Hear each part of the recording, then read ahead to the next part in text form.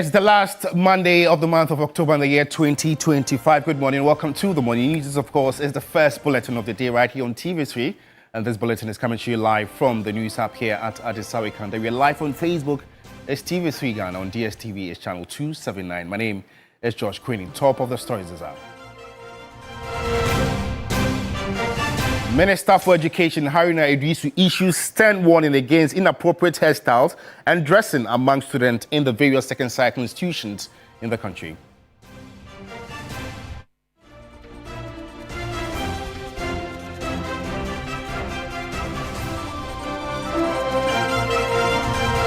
Wildlife Division of the Forestry Commission raises concerns over surge in illegal hunting during the official close season.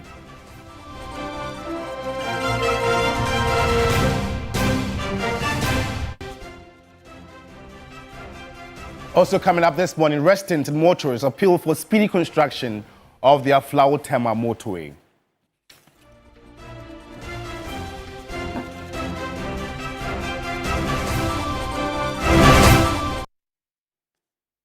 We have details of these stories and many more coming up in the next 20 minutes if you spend your time with me. On to our very first story.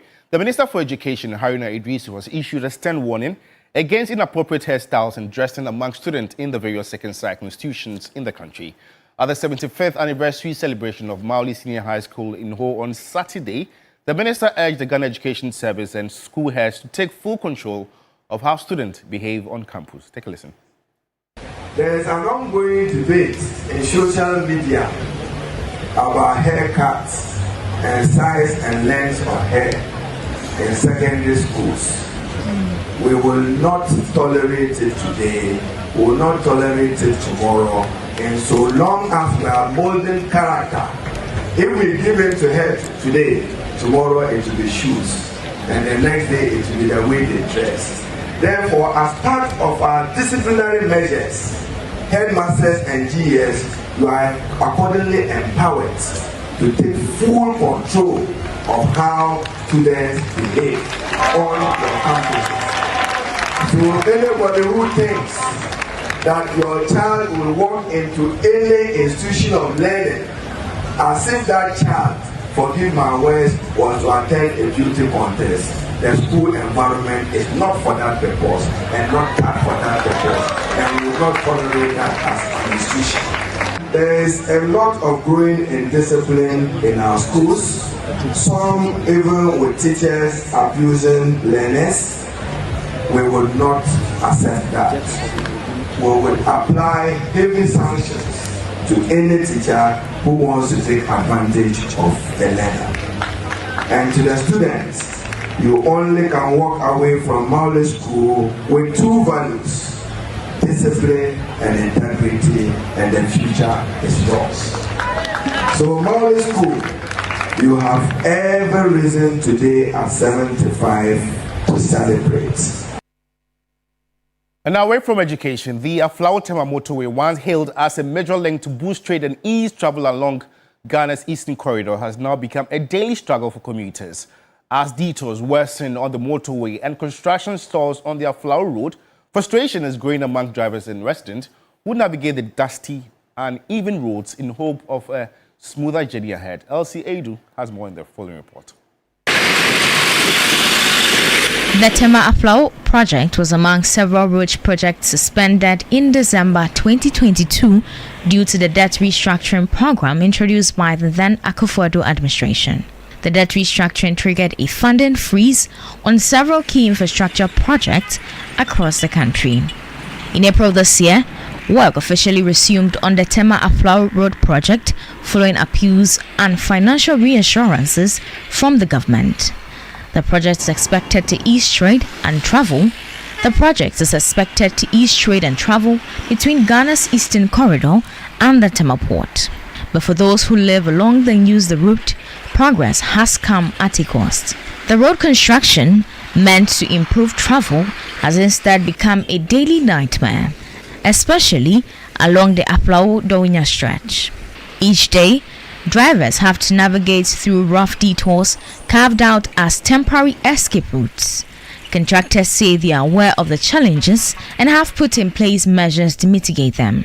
These include regular watering to reduce dust, safety signage, and temporary access route to ease the burden on communities while work continues.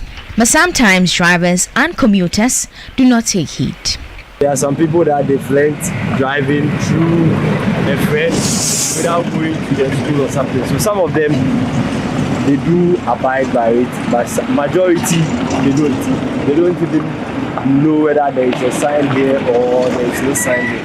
And some of them, they don't even know if there is supposed to be a sign placed somewhere or not. But they, yes, it's just drive, the road is there, then they go. At the start of the year, the Minister for Roads and Highways, Kwame Gavins Agboja, spoke about the project. A place like this, which is the TT Junction, it beats my mind whether BHM is incapable of basically fixing this as a temporary measure. What kind of procurement process do you need to just get an asphalt person to just fix these little things? BHM Construction Company Limited then assured that the remaining task would be completed. There was a delay in the procurement process, but whilst we were waiting on the asphalt to be fixed, instead of just sitting and waiting, we took up the responsibility of demolishing the properties in our way when construction takes effect. Drivers and commuters, however, have expressed disappointment over the slow pace of work on the road. Portions of the stretch are riddled with potholes, covered in dust and narrowed by diversions. This runabout that was built has been left and has caused major traffic. Meanwhile, there is so much space in between. They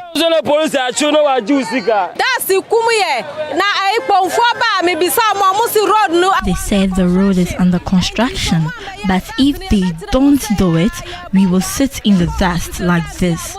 We keep coughing, and when we go to the hospital, they tell us that the dust is too much.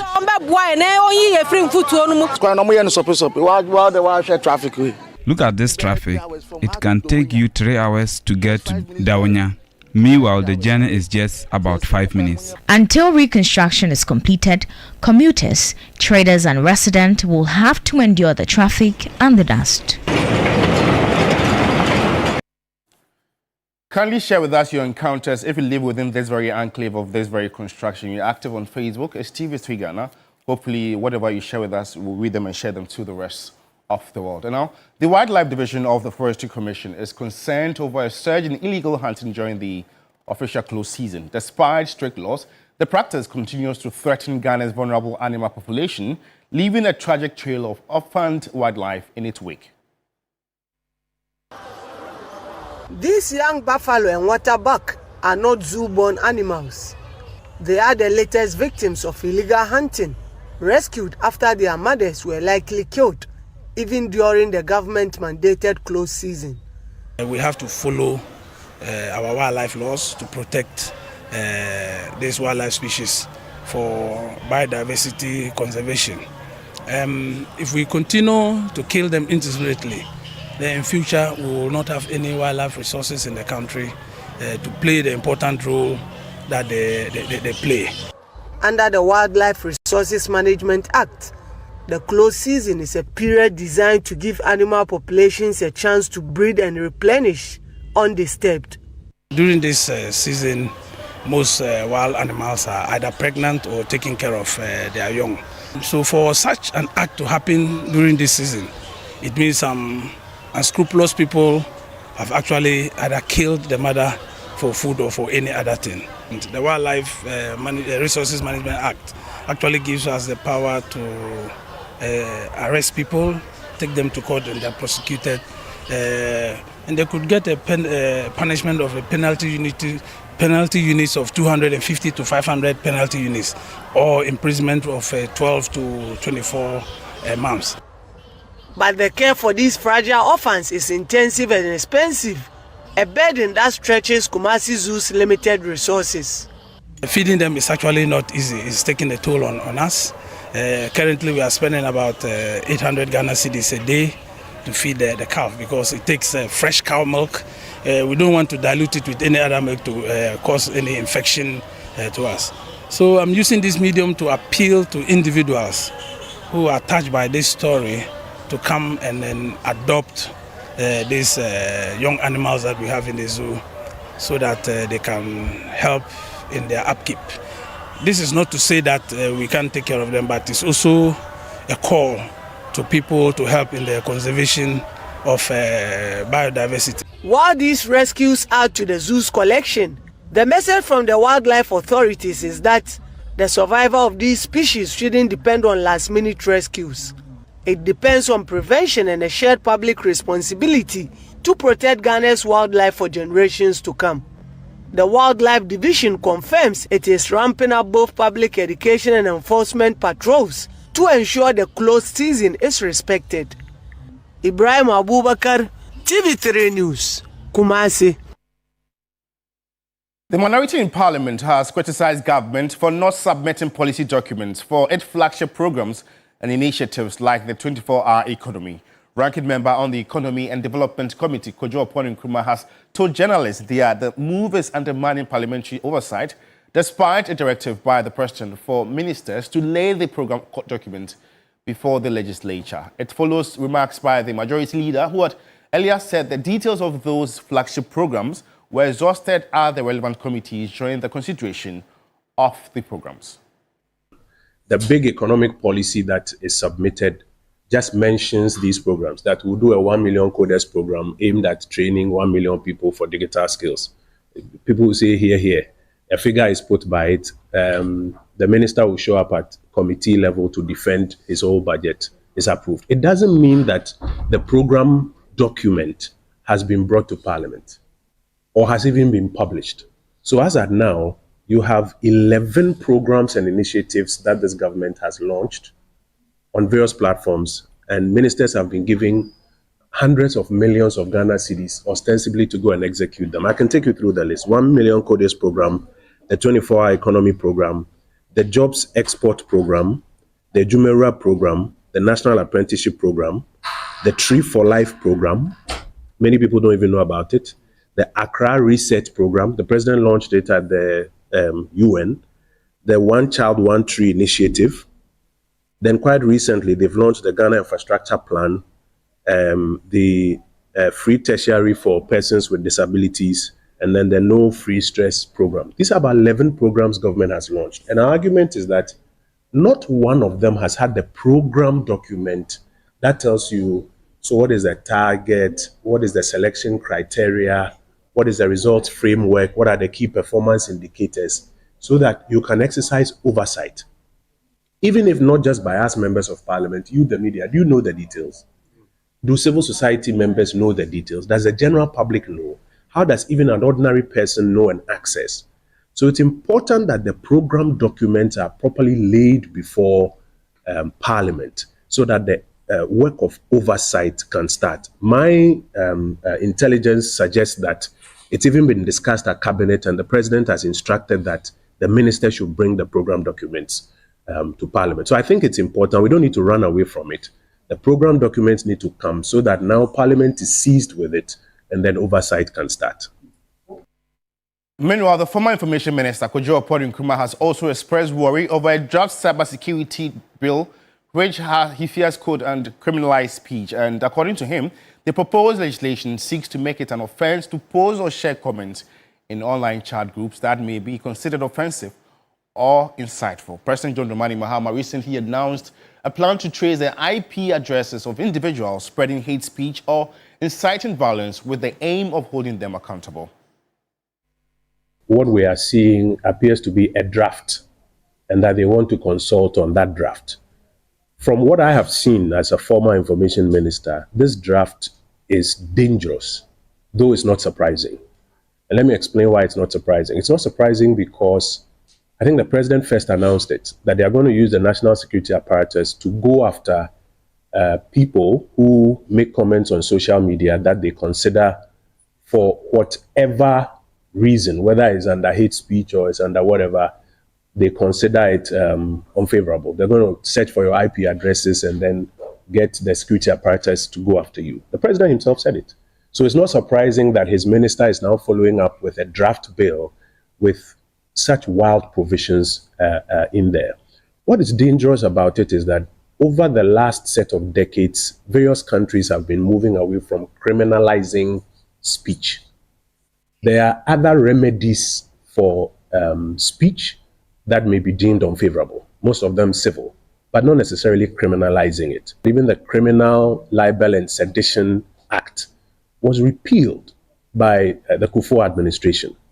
There are still remnants of laws that still seek to criminalize speech. For example, this law that is being used a lot, publication of false news, with intent of causing fear and panic, is one of those laws that actually still needs to be repealed. Instead of repealing that to advance, democratic freedoms, the government is now seeking through this draft that it wants to consult on to enact legislation that will now even ensure that when you put up a comment in your chat groups and they find it offensive according to their criteria, you could go to jail. And I think it's a very dangerous, encroachment into the area of free speech. The government needs to tread cautiously. I'm hopeful that when the consultations start, the government will see wisdom in backtracking and ensuring that instead of rather seeking to further criminalize speech, even the remnant laws on criminalization of speech should be repealed. Well, if you're just tuned in, you're watching the Morning News, the first bulletin of the day on TV3. And in more news this morning, procrastination robbed her of a farewell she would have forever cherished, keeping her from meeting the former First Lady, Nana Akufo-Addo Rawlings, until her demise. The over 18-year bond Sewa MC shared with the former First Lady, Nana Akufo-Addo Rawlings, projects her as only a respecter of person and an embodiment of women empowerment.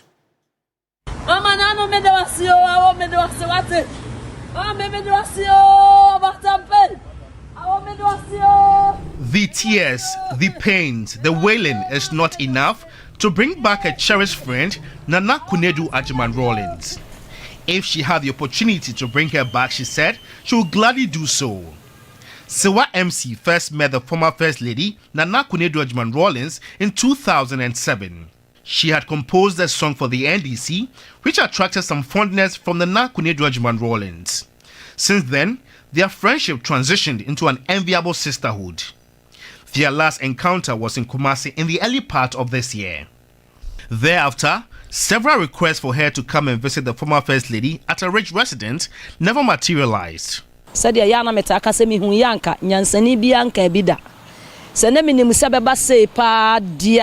I have deep regrets, and similar thing happened between Nana Akufo-Addo and myself. I'm really in pain. She tells me she has learnt a lot from Nana Akufo-Addo Rawlings.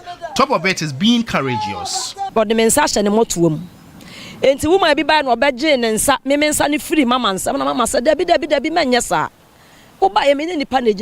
The lady distracted our cordial encounter one time, and Nana Akufo-Addo Rawlings was furious about the act. Indeed, she had respect for everyone. Sewa MC is not the only one had heard about the demise of the former First Lady. Cynthia Nana Akufo-Addo is one of them. She was named after the former First Lady by her dad, who had closely worked with her at UTC. For Cynthia's dad, naming her daughter after the former First Lady was not enough to return a favor from Nana Akufo-Addo Rawlings. Cynthia revealed that she has received a lot of favor just by bearing the name. She shared her export experience with me. I was traveling one day, and at the airport, I was having excess luggage. The agency asked for my passport, which they wanted to take part of my things from the luggage. So I gave them my passport, and they saw my name. So they asked if I'm from Ashanti. So I told them I'm not. So they asked me why am I having such name. Then I told them I was named after the late Mrs. Rawlings. So immediately my luggage was forced into the machine for me to go. Her pieces of advice and encouragement will forever play an integral role in her life. I went there and I wasn't active. She was like, "Are you sure that you were named after me? If not, I would take away my name from your name." So immediately I felt something entered me, and from then I've been strong and active. So, and at times to encouragement for you to be stronger. Not only men should be strong, women too can be empowered. Ghana is mourning the demise of the longest-serving First Lady. Many people attest to the fact that she never paid lip service to the welfare and advancement of women. I wished I did. You didn't? I didn't. You never had ministers removed? Not at all. You never influenced in the background? Not at all. Ambassadors, people all over the world? Absolutely not. How come there were not enough women in there? I was pushing for women to be put in places. Yeah. I hardly got any. But you were not very pushing little. for women to be put in places? Yes, I was. But there were people in places already. Men. Quite a few men, that's right. Men. Some Nigerians who only knew her from afar attested to her boldness and the mother figure role for women. The way she ties her duku, like a Nigerian, it just gives that atmosphere of love. So it's a very sad thing, and we sympathize with the family and the nation at large. Strong woman. You see, I love the way she talks and she stands on what she says, she stands by it. The opening of the family meeting at the Ridge residence on Friday, October 24, witnessed a number of dignitaries, including former President Nana Akufo-Addo and wife Rebecca Akufo-Addo, former President John Ejekum Kufuor, former Liberian President Ellen Johnson Sirleaf, among other dignitaries coming in to commiserate with the family. Ellen Johnson Sirleaf sent light and love to the family in order to sustain the loss. To all the family members, may God give you all the strength.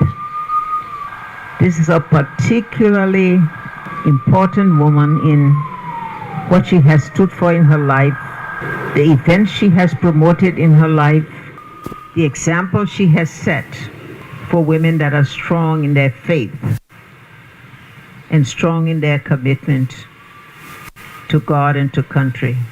May God bless all of you and enable you to be strong enough to sustain this loss. A book of condolence has been opened in the honor of the late former First Lady Nana Akufo-Addo Rawlings, and so dignitaries, friends, families and loved ones have the opportunity to pen something about the former First Lady. For children led by MP for Kole Klote, Dr. Zenata Agyeman Rawlings, they are still processing the situation. If it were not as serious as it is, the fitting caption would probably be "What a shock," because that's exactly how we are all feeling today. I think most of us are still processing the situation, but the fact is, as people who believe that God gives and God takes, we must accept that this is where we are today because God has chosen to take away his own. The family meeting at the Ridge residence resumes on Monday, October 27, where they are expected to welcome sympathizers, mourners to extend their condolences. She will forever be remembered, her legacy, her ideals, and what she stood for. George Queenan, TV3 News, Ridge, Accra. Like the story rightly mentioned, the family meeting resumes today at the Ridge residence, and may her soul continue to rest in perfect peace. That's how we end the morning news. For more news update, just log on to our website, it's 3news.com. Alternatively, join my colleagues, Marina Egbata and Kemini Amano at 12 on News Central. In a world where you can be anything, just be kind. It costs nothing to be kind. Thanks for watching. Have a good morning.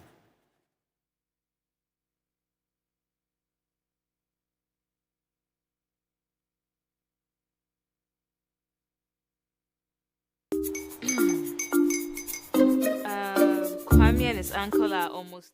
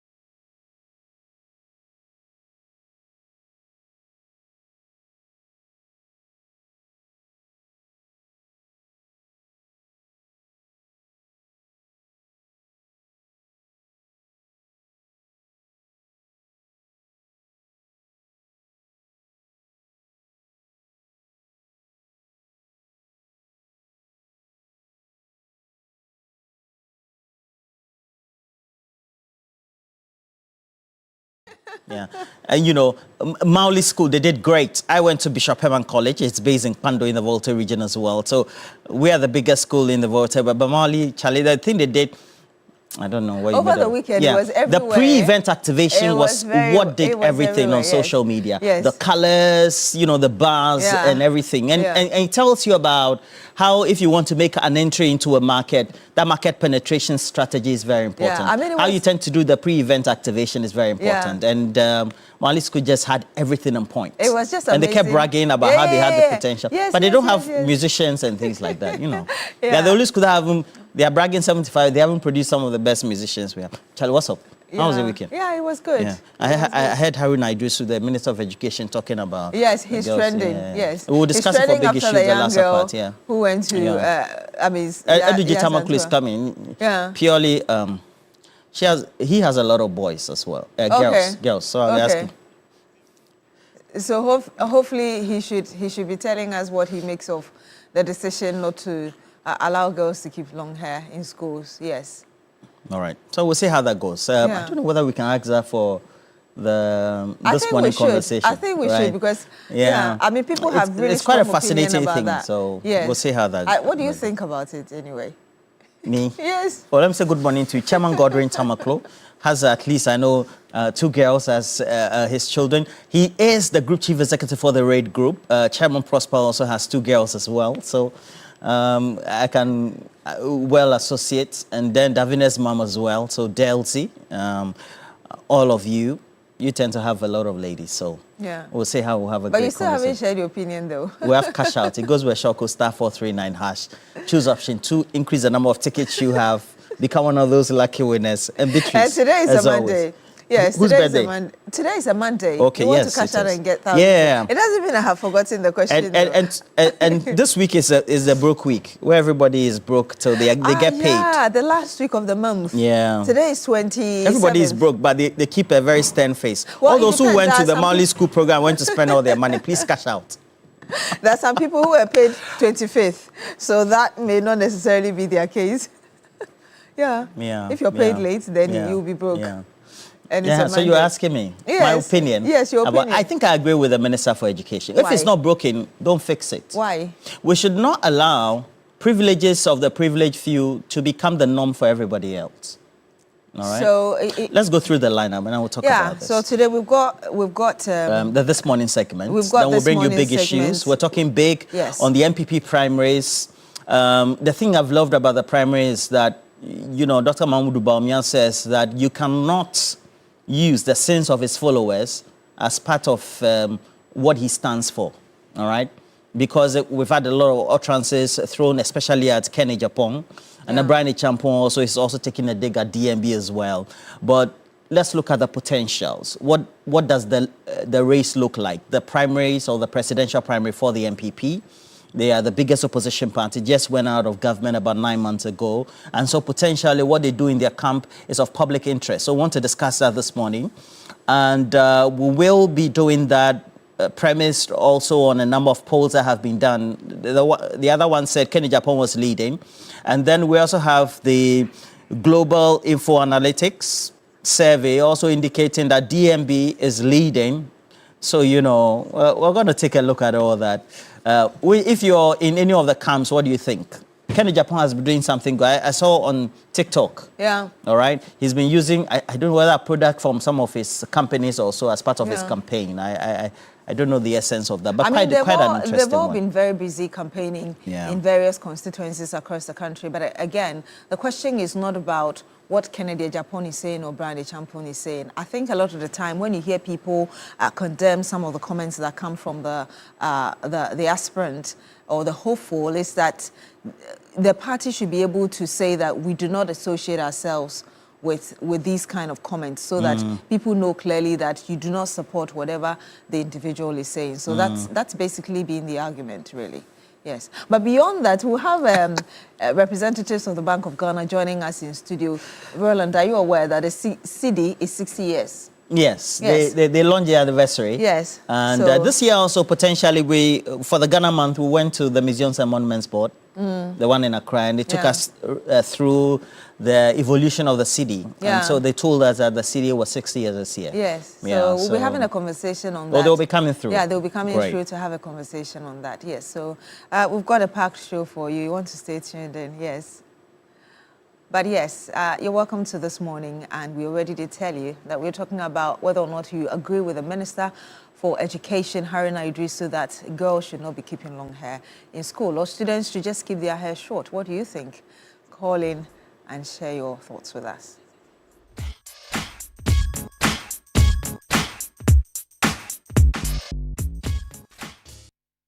Perhaps you want to know exactly what Mr. Haruna Idrisu said regarding keeping hair short in schools. Let's watch this first before we get your thoughts. There is an ongoing debate in social media about haircuts and size and length of hair in secondary schools. We will not tolerate it today. We will not tolerate it tomorrow. And so long as we are molding character, if we give in to head today, tomorrow it will be shoes, and the next day it will be the way they dress. Therefore, as part of our disciplinary measures, headmasters and GES, you are accordingly empowered to take full control of how students behave on your campuses. So anybody who thinks that your child will walk into any institution of learning as if that child, forgive my words, was to attend a beauty contest, the school environment is not for that purpose and not cut for that purpose, and we will not tolerate that as an institution. There is a lot of growing indiscipline in our schools, some even with teachers abusing learners. We will not accept that. We will apply heavy sanctions to any teacher who wants to take advantage of a learner. And to the students, you only can walk away from Maule School with two values: discipline and integrity, and the future is yours. So Maule School, you have every reason today at 75 to celebrate. Education Minister at the Maule Senior High School there. But Mejina joins us now. Good morning to you, Mejina. It's great to have you this morning. I hope you're well. Oh, by the grace, I'm doing quite well and great. Yes. Where is my cookie tea? He's on leave. He's on leave. Yes. Then now I will join her. That's fine. I'm praying that she should enjoy the leave very well. She has been working tirelessly. I pray for God to give her more wisdom, more strength, and to be able to give more to the society. We really appreciate her and all of you. You are doing wonderful work. And before I start, let me take this opportunity to thank the Techiman South and back on senior Great municipality and have one media personnel who unprofessionally trying to damage his image. Else he will seek a redress in court by letting them to define what they are doing. I mean, he has been doing well. The municipality has been able to generate a lot of ideas, and it is in order we create him to do that for the people of Tichima. But then some people in the market are really seeking for assistance, like vegetable sellers. They don't have a place to sit. Vegetable sellers, they don't have preservation storage material, and they run lost. I think our mothers need to be taken care of. So, NC, as you are listening, NC, I'm calling you to pay attention to these matters.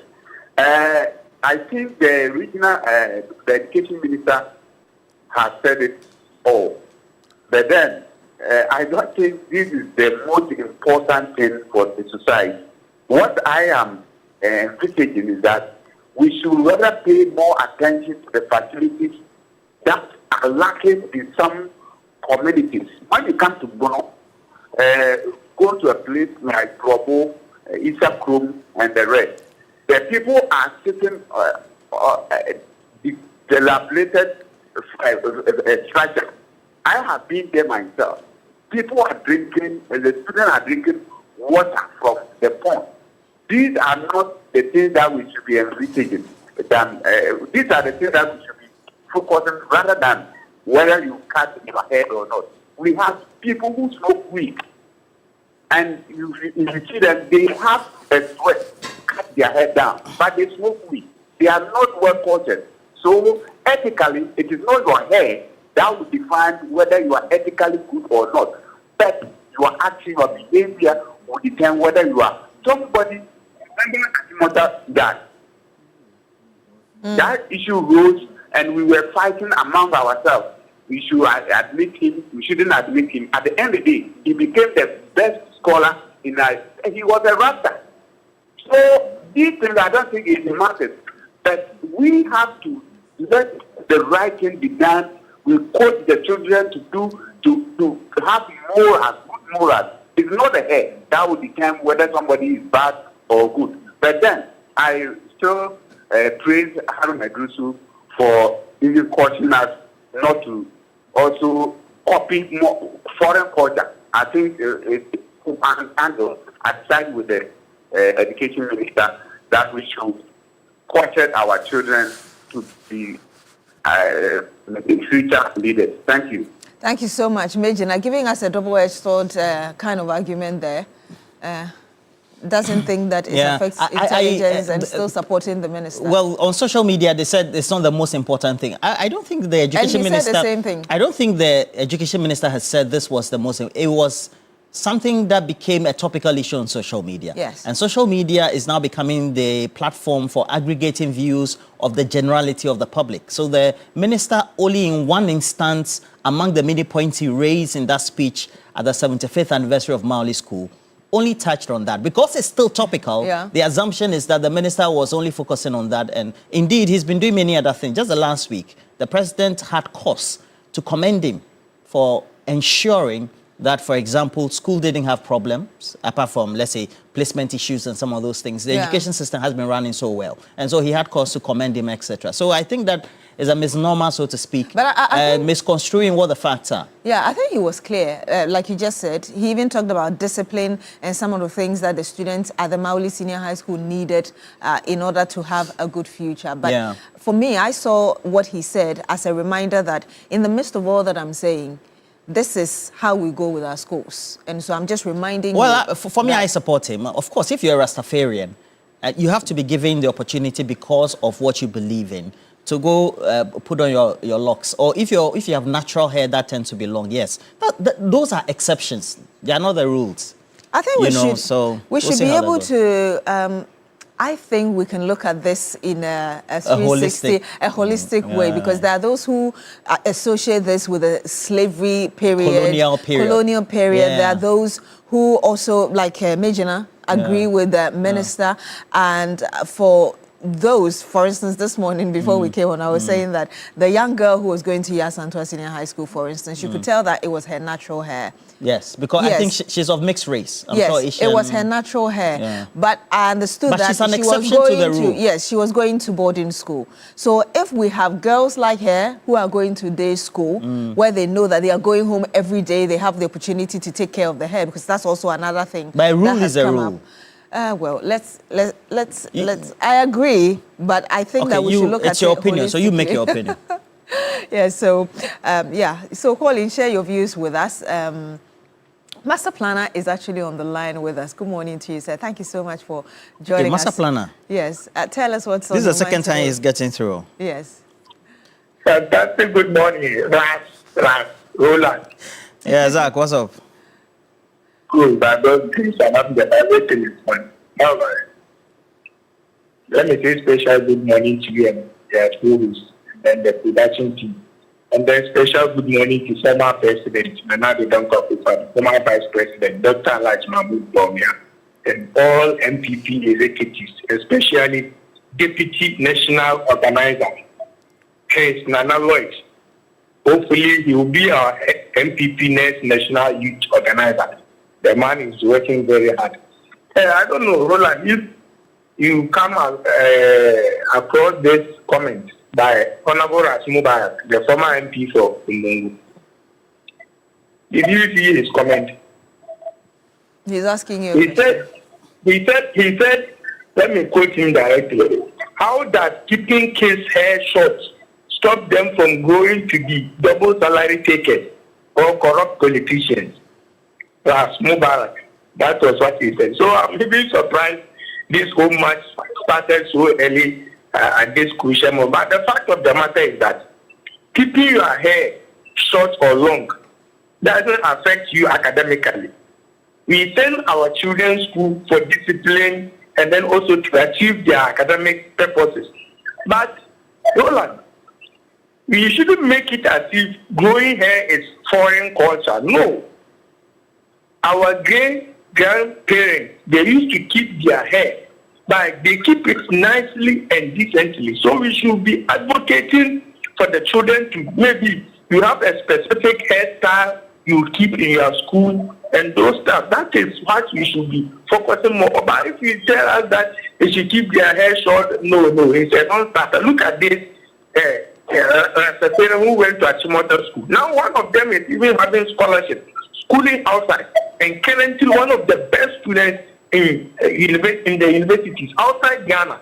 So keeping your hair short or long is a non-starter in our SHS. Even our basic schools, we have children in basic schools that keep long hair, and they are performing well. We should be more concerned about the children's performance. Discipline and stuff is from both house and then the school. So we are begging with the education minister, he should channel his energy elsewhere. We SHS is going on smoothly. You can't run away from that fact. President Mahama, we applaud him for that. So they should focus more on infrastructure development and the rest. But the children well-being and stuff, haircuts is a non-starter for us. Thank you very much. Thank you so much, Master Planner, for calling in and sharing your views with us. Roland, I guess you may disagree with him, but that's his opinion. Well, again. the minister has not said that if you keep your hair short, it makes you more intelligent. By this time, we would have produced the best scientists. So yeah. I think they say it's a disciplinary code. Yeah. So that if we want it to be taken off, fine. I mean... But you don't see anything wrong with it? I don't. If it's not broken, you don't fix it. But if we think that... I for me, think, supposing I had daughters, you have to go to the salon, go and fix the hair, you shampoo it, it depends. And then depending on the livelihood of the parents, how much they earn, they determine the styles, how many times you spend in the salon, how it has to be treated, etc. Yeah. So they say all level play. I understand it's very colonial. Yeah. All right. The white man brought it, so etc. But I'm not sure they did it in India. Because Indians naturally have, the hair you people wear, the human hair is Indian or for Not Indian all origin. Of them. Yes, you have human hair and Peruvian hair. Natural hair, like natural, all of them, they cut their hair. They cut their hair, then they put the strands together, then you people go and buy very expensive. Is that not it? It's their natural hair. You people, but the hair grows like this. Yeah, because it's kinky. But you don't... I'm not saying that you shouldn't keep your hair. You can. You can keep your natural hair. Keeping your hair doesn't mean you're going to perm it. You can still keep the kinky hair. But again, the argument is about how you're able to keep it well. Let's go to Kumasi. We have Umar join us. Good morning to you, sir. Thank you so much for joining us. Tell us what's on your mind today. Hi, good morning, Roland and Beatrice. Please, I would want to ask, what is the essence of us cutting the hair back to the students? Personally, I feel like it doesn't make sense.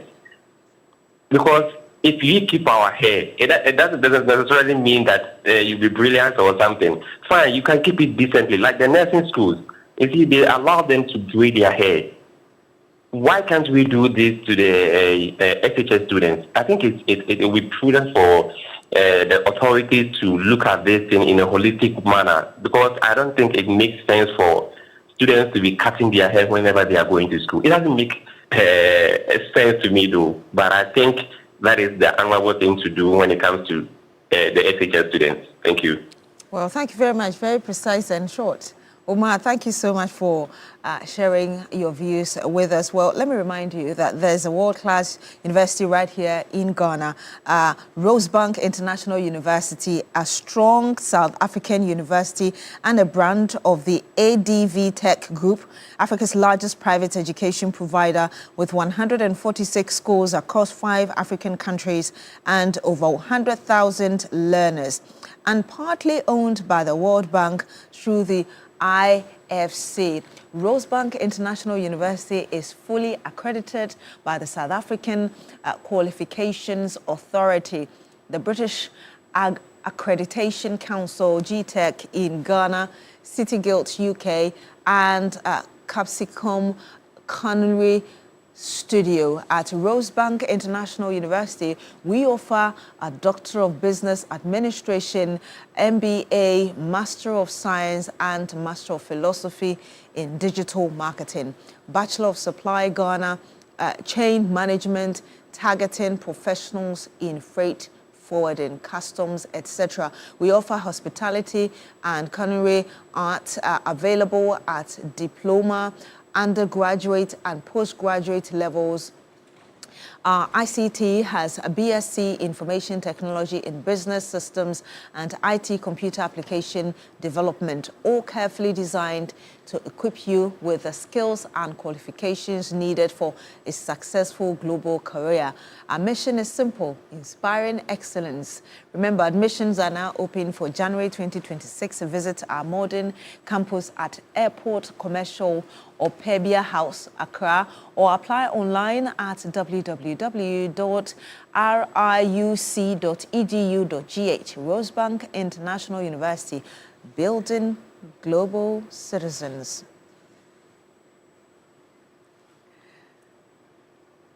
And we have Kwame Aferi join us on the phone as well. Good morning to you, sir. Thank you so much for joining us. Tell us where you're calling us from and what you think of our topic today. Yes. I'm calling in regard to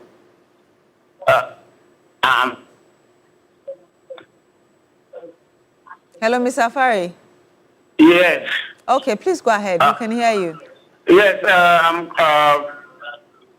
First of all, TV3 is my favorite TV channel in Ghana. Yeah. Hello. Yes, we can hear you. Thank you. Please go ahead. Yes. I completely disagree with the education minister and Roland. And in fact, cutting the hair short shouldn't be a disciplinary code, because I've lived in a country where the kids have different hairstyles, but they are disciplined and they excel in their studies. So I think the environment will determine how disciplined the kids will be. Sometimes cutting their hair too short even makes them, excuse my words, make them ugly. But I mean, the girls have to look pretty, you know. So the environment will determine how disciplined they will be. Roland, I know you have a big voice, you know, to this, but at this time, I don't agree with you. You know, things change as we go ahead, you know. So, I mean, they can have a different style of their hair. They could still be disciplined, and they could still excel in their studies. This is my view. Thank you. Well, thank you so much for calling in. Roland, obviously... Well, potentially, it looks like I'm losing the argument. Myself and the minister, though. But it's not. It's just an opinion that I share, and so it's not like it's sacrosanct, all right? So I have this one also from Felicia Abani Awa. Good morning to you, as well as to your husband, Kofi, as well. Very important. And he says, Majina has won my heart this morning. And the main message he said I should read was, or is, what the education minister said is so colonial and primitive, and so he should apologize. it is natural hair, not others' hair. If you don't love your natural hair, it makes you inferior and negativities follow you all the time. So that's a position he holds. And then Moses also says that, look, my daughters wear locks. And I have to tell you, based on my own experience, locks are easy to maintain. You can either bath inside, okay, bit my room. Pure vernacular. You can bath the hair, all right? I mean, shampoo the hair. Okay, and relock after 3 or 4 months. Yeah. Potentially, you know. So it looks like the modern men and women are making me lose my argument. And this one is coming from Erickson MK, who says that, dear hair warriors, kindly petition to have Article 14(1)(e) expunged from our 1992 Constitution. The minister isn't on the side of our culture, tradition, and discipline, but he's on the side of our supreme law, the 1992 Constitution. Hey. The most unfortunate part of this pointless brouhaha is where we have a very senior comrade, a former MP, Ras Mubarak, taking a potential or having a potential attack on the education minister. And that is regrettable. You say, how can it be watched and nobody is questioning? All right. And then Aziz Donla said he agrees with the minister. Yeah. Let's go to Emmanuel, and perhaps I hope I'll be able to read to you the Article 14(e) that he's referring to, so you have a clear understanding of what he's saying. But let's get a thought of Emmanuel. Good morning to you, sir. Tell us where you're calling us from. Thank you so much for joining us. Good morning. My name is Emmanuel, calling from Cape Coast. Hi, I hope Cape Coast is well.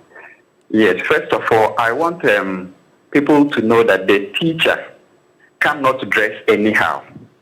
The teacher who makes sure that the child do the right thing has a way to dress. We are not talking about the hair making the child intelligent or not. If we agree that people can dress anyhow, the next argument will be the uniform.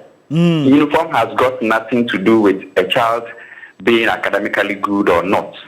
So we should always have a code of conduct that students must follow. Look at how beautifully you people, you've dressed and you are seated. It is because your work says that you should dress well. Dressing or being in suit doesn't mean you speak the truth or not, but then it is part of your code. So the hair, of course, has got nothing to do with the child being intelligent or not, but then we are talking about code of conduct here. If it is about religion, fine, we can discuss that. But then we are talking about discipline, and that is where the argument should be placed. Thank you. Well, thank you so much. Well, I have a number of 2 and 4 and against comments. So this one is coming from Kenzie. Good morning to you, Adam. He says, students are not sent to school to do what pleases them. They go to learn and be reformed. People will take you on. Cutting your hair short allows one to wash his or her scalp with water. In case of some of the schools where water is hard to get, how are girls going to get their hairs treated often when allowed to keep them? We all know what happens when ladies keep their hairs untouched for a while. Bro, you know, it smells badly. From which ladies? Are you indicting me? What are you saying? And then potentially we have other comments as well. So, okay, so this one also is coming from, Zilis Dwayne lives in the UK. He says that the Rasta case is a different one. It is an exception. And that was a religious issue because they felt that was it. Kwame Boateng says that all those making the argument on social media are those who have their children going to international schools. The Galaxies, I beg you, remove the names, and all of them, where they have their money to be able to treat their girls' hair. Nobody is saying that intelligence is equated to how long or short your hair is. The point is, this is a regulation. You adhere to it. Can you imagine a potential senior high school that doesn't have enough water flowing through its taps? They are cramped in their dormitories, and worst of, the hair is also not being treated just because they are wearing long hair. Why are we trying to make an exception the rule? Very interesting. I was just trying to verify the Article 14E that... about rights. Yes, but I'm not really getting... It's not related to... Yeah, it's not really just talking related. about your rights. Yes, it's just, yeah. So anyway, so remember that the numbers are showing on your screen. You can still call in and share your thoughts with us. Do you side with what the Education Minister is saying, or you think, like others have called in to say, there should be a holistic approach towards this and the concerns of maintenance? Let's speak to Seidu. Good morning to you. You're joining us from Akache, I believe, in the Volta region. I hope you're well. Yes. Good morning to you and Roland. Our educational system is in such a way that sometimes, you see, the school is an institution where character is being molded. Okay. So when you go to Roman, you do what women do. Now that we just called got my heart.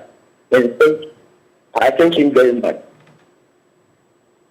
You bringing your child to school means you want him or her to come and learn something and bring back home.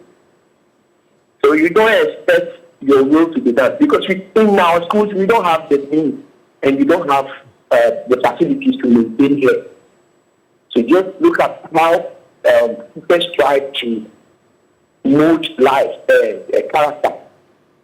So you bringing your child to school with locks or whatever, or long hair, how do we care for those kind of hair? And you can just imagine, you leaving your child to school maybe 6 or 4 months before the child comes home.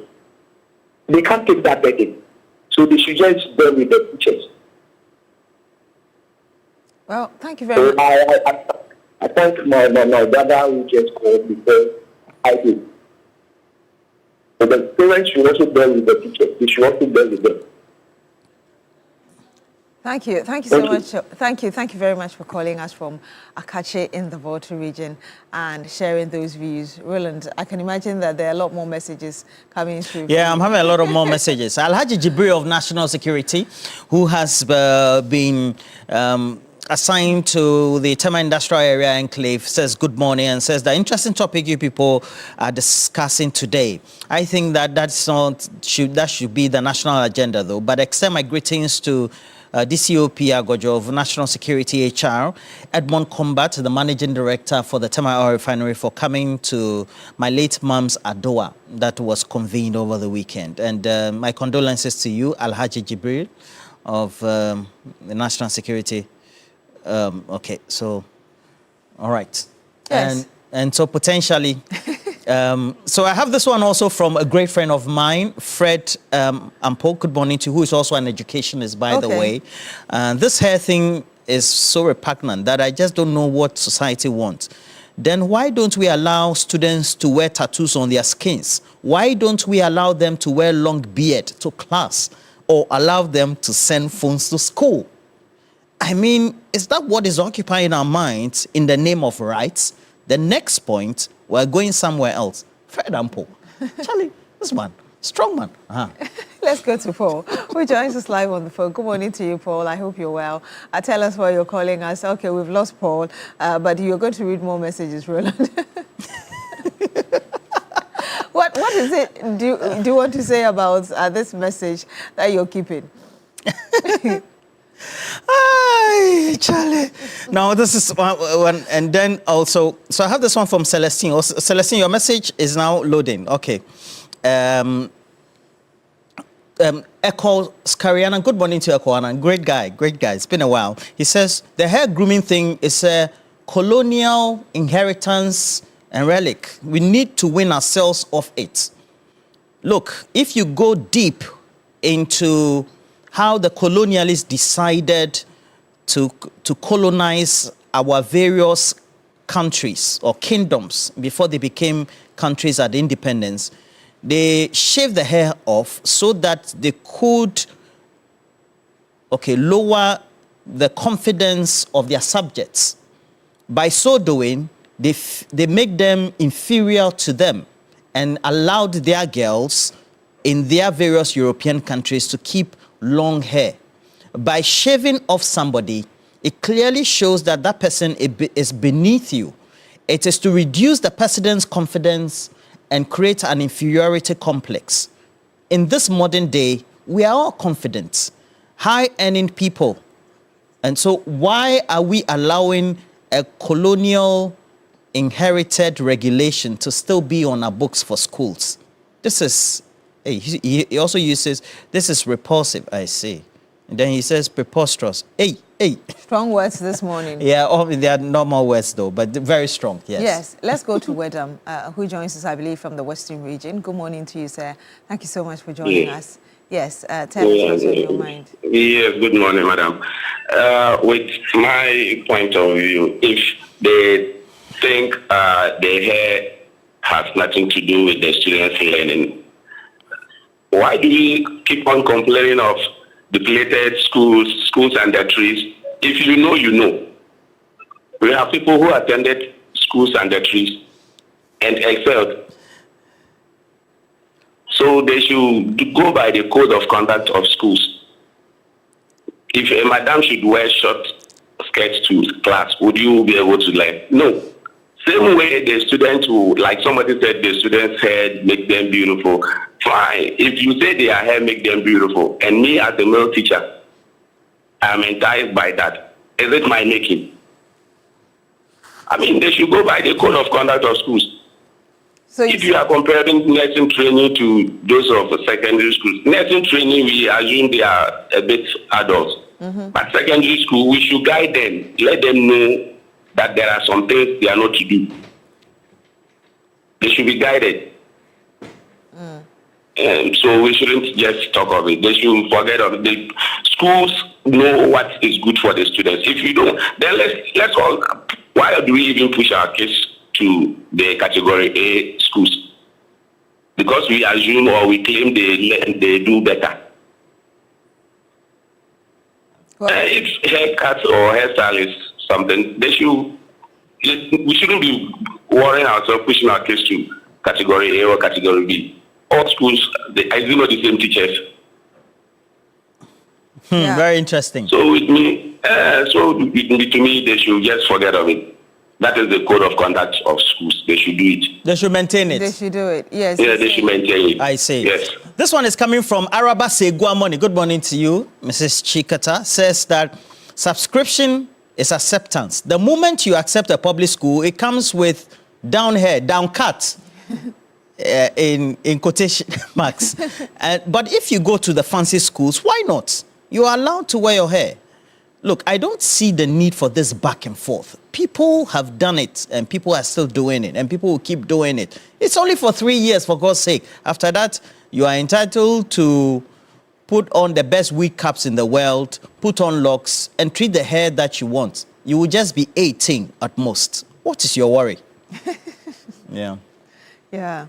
And I think earlier you were talking about that bit about chemicals as well, applying chemicals in your hair too early and the effects that they have on you as you age and the hormonal disruptions due to the chemicals.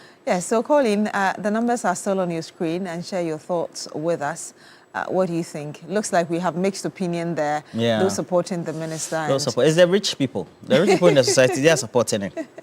We the normal people. And so we have Prince Danny York. Do we have another caller? Says that if they don't like it, they should take the awards to private senior high schools or even the GSCE schools. Why are they all doing that? Yeah. Let's go to Enoch. He joins us live from the Central Region. Good morning to you, Enoch. I hope you're well. Tell us what you think of what we're talking about today. Well, talking about this dress code in this particular thing, I think we should say that the go straight. You want to be a student, you must live like a student. And in every institution, they have rules that you need to abide by. So you can't be in the SHS and be expected to allow to live any way you want. Secondly, the purpose of going to school is not just to come out as a qualified academic, but also to shape your life in a certain way so that when you appear, people by your appearance alone tells that you are educated. So this whole thing about children should be allowed with a 10 hair or something like that, it's a no-no.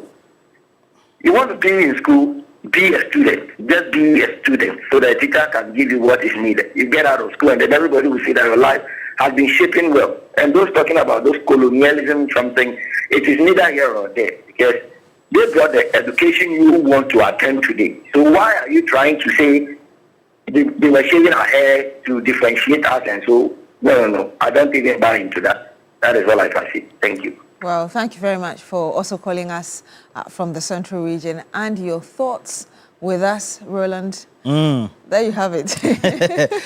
Idi Amin says, please, the minister is talking about the code of conduct, which is in place. If we allow hair to be put on their hair or to be allowed, if we allow all types of hair today, tomorrow it will be about their uniform.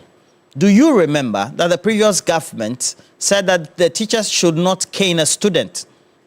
I believe that is why we're getting poor results from the school. I'm not too sure. Okay. I think that, yeah. And also having Ras Mubarak, a former MP, speaking like that, casting aspersions towards the current minister, but is just despicable. Don't forget that Ras Mubarak used to be a Rastafarian, so, I mean, his views shouldn't be that surprising to people. He kept... I wasn't surprised by his view. Yes. He was a Rastafarian before his hair fell off. Yes. So, yes, let's go to Mohammed from Tamale in the Northern Region. Good morning to you, sir. Thank you so much for joining us. Tell us what you're thinking today. Good morning, Beatrice and Roland. I hope you are all doing well. Very well. Thank you for asking. How are you? Yes, today is my first time of connecting to you guys, and I'm happy, very happy to join the listening today. Great. Thank you for joining us. Yeah. And so I want to also contribute to what you are discussing this morning. And what I would like to say is that, you see, people are being so different that the minister didn't just talk about the haircut. Why was he also saying that those teachers who are taking advantage of the children are also to be dealt with? In the sense that the children are at the stage of their lives that they need to take them out to take decisions. They don't take decisions for themselves. I don't know whether I get what I'm saying. Mm-hmm. They don't take decisions for themselves. So where they find themselves, they need to guide them, put them through a certain, behavior structuring program, so that they will be guided to a certain point that they can take their own decisions. And when they get to that point, I don't think a minister will say they should implement certain behaviors in these our universities and these tertiary institutions. So at this point of their lives, you don't expect the children to be taking decisions on their own or what they want. They will model them to a certain point in their life. Then they can decide. They have the freedom to now choose to do whatever they want. But at this point, if you let them take decisions that will affect them, just like you can't allow the female teachers to have their way through them. I think we have to look at it in a holistic manner. We don't have to be selective, saying that he is being primitive. I heard somebody say it is primitive. What does it mean? Well, thank you very much. Thank you very much, Mohammed, for calling us from the Northern Region. Thank you so much for sharing your views as well with us. Yes. All right. Okay, so we'll wrap up right now and go for a break, come and do big issues. So I have a couple of messages, I'll read them. This one is coming from Ejiriba. Good morning to you, Mom. Wishing you all the best. I just want to share my thoughts. Please don't mention my name. Okay. I think we are now endorsing indiscipline. School is meant for learning and not to show of how pretty one is. Imagine the hours a student will use beautifying her hair before classes. Well, they might as well allow them to wear long nails and lashes. Yeah. Well, Beatrice is in support of the current... No, I'm not. You are? I'm not. And then Sherry Giovanni, Sammy, good morning to you. He's a regular watcher and contributor. He says, I respectfully disagree with the Minister of Education. We schooled with Caucasians meaning white people, who keep their natural long hairs when they are in Ghana, but didn't distract us from studies. I attended basic school where some of the male teachers who are from England even put on multiple earrings, but it never distracted us as students. I think the children with long hairs should be controlled on how they keep their hair. If the girl was a Caucasian, would they cut her hair? Good morning to Miss Miriam Ogawa of UEW. It's the same opinion that Felicia Abani-Awa also seems to have. Yeah. And then lawyer Koku Abuchi, today they have messages. So lawyer Koku Abuchi then saw they call me. They give me a message. Is lawyer with you or the education minister on this one? Let me read this one. Kids in senior high school should never and ever be permitted to wear long hair or dreadlocks. Lawyer Koku Abuchi continues. School regulations exist to cultivate discipline, uniformity, and concentration on the academic excellence, not to emphasize personal style or appearance. Allowing long hair would lead to unnecessary distractions, rivalry over hairstyles as we see amongst the older folks, and challenges in maintaining proper hygiene, all of which may erode the spirit of equality and order that our schools strive to uphold. Moreover, compliance with grooming standards help equip students for future professional settings where adherence to rules, near presentation, and self-discipline are equally vital. And then you see Felicia Abani, they say Beatrice is always calm, and I love the way she's arguing. And he says Ras Mubarak will beat you. Okay? Chief Mante says we cannot allow our children to live anyhow. They need to be trained and shaped to become good citizens in future. What is wrong in asking a teenage girl or boy to shape their hair? Very well. And then Cantona Nabo says, fact is, hair doesn't determine the intelligence of a student. Indeed. Let's go to George Quayne now. He's currently at the Oxford Street right here, also in Accra. He joins us live. He's having some interactions. Let's go to him now. Among students in senior high schools has become a topical issue, and so this is what we are staying on, and we are here to just sample the views and thoughts of some Ghanaians on this very matter. Boss, good morning. Good morning. You are live on TV3, and me sure say, what is the minister now warning about, say, students enjoy mutini? Who personally, I know you're a parent. Who is saying it's not good to leave your head.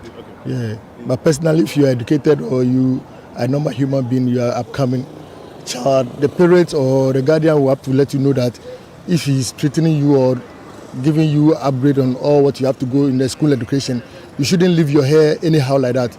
So you have to be neat. You have to be neat in schooling and everything as you do. Okay, but look at this. So when you go to some of these second cycle institutions, some don't have good dormitories, they don't have enough infrastructure. Why would we not tackle that one? Just look at mere hairstyle. How would that affect, the well-being of, students? Because there are greater issues that we should tackle and not hairstyles and dressing. No, to my suggestion it's also good to all those things to be also be tackled. But the hairstyle to also speak good well of your upcoming and your schooling. But to that aspect, to me, it's also the management or the company or the school management have to take care of that too. Yeah. And also, lastly, there's a second one. So now it's very compulsory for local language to be used at the basic level. What do you make of it? To me, because of the syllables, to me at first it was tackled about like from 7 syllables to 9 or 10, 11 syllables. Because maybe I don't know of the syllables now, maybe the educational background or the cycles are using now. But if those educational or the cycle of education or the language are being there, to me, it isn't a problem. Thank you so much. So this is his thought. And you also watching home, you are not left out. We are active on Facebook, it's TV3 Ghana. And we also, seek your views on this matter. Hopefully read them and share them to the rest of the world. So, Daryl, can you bring it because of, our estate? So, boss, we are live on TV3, so let's speak to this taxi driver. Because our camera is stationed here, we cannot, be mobile. We have to be, stationed at one side. Good morning. It's saying you are live on TV3. I'm giving you this very opportunity. Okay. But you're Oba. Me Oba. And to say Oba, ni TV no course kuni see ya Oba eden. O me mana yi. Wan ka so mani? Yeah, me mana yi because me rasta no. or some rasta be so your back no memory now why nice as was a school girl sana me titini who say o kuswa you ti why nice obubo why you be no why gentleman and the one say with the minister say be to be busa question bia but see am so no e very compulsory say be use local language say twi ni agbe o and no crab more money to because China say oko China omo kan na omo ti ase me say inflation ni han me ti ase enti wo ya ban ni mu pa na oko inflation me nim de cause wo ka say o man ma dey say ni say na ye discard cause dia meti wase na so bi so be ka say wo be che oba ni twi wo fi enti oko skwa wo ko twi ska na isa ko che ni twi o man o so twi ni brofo ni nyina na emom na onfanye o ka say bi atwi obi ho sekan kra ka say sekan onum sekan enso ka che say we friend sekan na onum say we friend sekan o ko school no be sua brofo no na wo say sekan e friend ka class ebi o ko secondary school be ko na bi omu si onye ebi omu ni toilet omu ni nyoma bebre nti ade na ye nhwe no na obi tv ya na enye issue bia na ye gina wa ye kan wasem discipline ebe school o ye gentle obi ehu say school dey gentle ye hihye mra na say obi anyini ti me prince so say obi abe gentle ni o youth sikasem no dey na um dey ti afunu ni o betima bo ama school na koso the minister na can me give 200%. Me for 100%. So the two people that I was speaking to are in support of what the minister has said, the stern warning, against inappropriate hairstyles, and also it's very compulsory for local language to be used as the medium for communication at the basic level. According to the sector minister, this is a broader way to actually reset the education system, and so the GES has been given that very authority to ensure this very directive is enforced across all schools in the country. And yeah, we actually been heavy this morning on education. So my brother Daryl is trying to just bring more people for us to have this very interactive discussion. And like I rightly mentioned, we are live on Madam. So Daryl has gotten someone here. So Daryl is bringing someone that we can talk to. It's a fine lady. George Quenin there interacting with people on the Oxford Street at Osu in Accra. Let's speak to the Executive Director of the Child's Rights International, Bright Appiah, who joins us by video call. Good morning to you, Mr. Appiah. Thank you so much for joining us. Mr. Appiah, I think we can see you, but we can't hear you. Perhaps you're muted. If you could kindly unmute, and then we can have a conversation. Can you hear us? Excellent. I can hear you. Yes. Thank you so much for joining us. Good morning. Thank you. Hey, Roland. Yeah, bro. Good morning. Good morning, Chief. All right, bro. Yeah, so let me perhaps first find out from you your general understanding of what the minister said and what you think of it. I think that the statement of the minister is date back in terms of how we've structured our educational system and how we used to run things, and certain standards that we need to put in place to be able to do that. So his statement, though it speaks to the education sector, I think that there should be a broader discussion, or there should be a basis for such statement to have validity, and how best we can also regulate our school system. Because for me, we cannot rule out the issue of discipline in our school system. And for us to be able to do that, then we need to have standards. We cannot speak in vacuum. And I wonder the basis for which the minister made that statement. And for us to be able to do that, we should be able to have a standard to be able to speak to some of these issues. It's not just a matter of saying that children should not keep their hair, but you should be able to have a standard and regulation that you can speak to say that these regulations that you have do not violate any right of any child, do not violate the constitutional provisions, do not violate the Children's Act, and it is supporting to enhance education.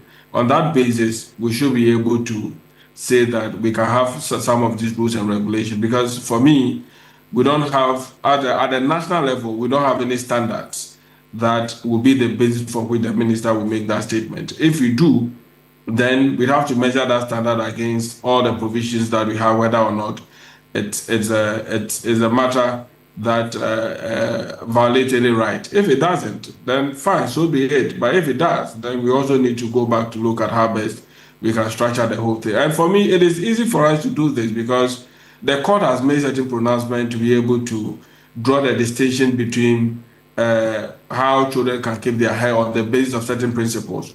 One, the court is looking at issues of religion, and then the court is also looking at issues from a lifestyle of our children.